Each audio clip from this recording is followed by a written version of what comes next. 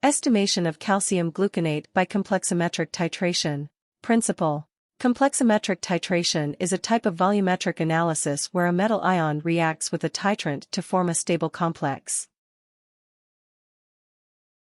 In the case of calcium gluconate estimation, the calcium ions in the sample react with a complexing agent, a chelating agent, such as ethylenediamine tetrashic acid, EDTA. The reaction involves the formation of a stable complex between calcium ions and EDTA. The endpoint of the titration is detected using a metal ion indicator, typically areochrome black T, EBT, or murexide. The reaction can be represented as follows.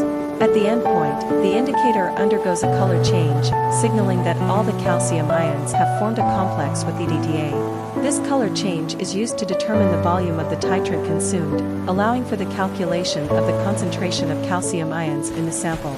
Procedure for estimation of calcium gluconate by complexometric titration. Materials and reagents. Calcium gluconate sample, magnesium sulfate, standard EDTA solution, areochrome black T, EBT, or murexide indicator, buffer solution, to maintain a constant pH, usually around 10, distilled water, burette, Erlenmeyer flask, pipettes and burettes, pH meter.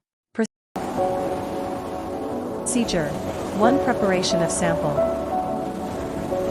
0.5 gm of calcium gluconate and pour it into a conical flask, and dissolve and take. Allow the solution to cool to ambient temperature, add 5 ml of 0.05 m magnesium sulfate solution. 2. pH adjustment. Add a few drops of buffer solution of ammonia to the calcium gluconate solution to maintain a constant pH. The recommended pH is often around 10. 3. Addition of indicator. Add a few drops of areochrome black T, EBT, or murexide indicator to the solution. Areochrome black T changes color from wine red to blue at the endpoint. Titration. 4. Titrate the calcium gluconate solution with the standard EDTA solution using a burette. Slowly add the EDTA solution to the calcium gluconate solution while stirring continuously. The color of the solution will change at the endpoint. Record the volume of EDTA solution added. 5. Calculation. Use the volume and concentration of the EDTA solution to calculate the moles of EDTA reacted. 1:1 The moles of calcium ions in the sample can be determined.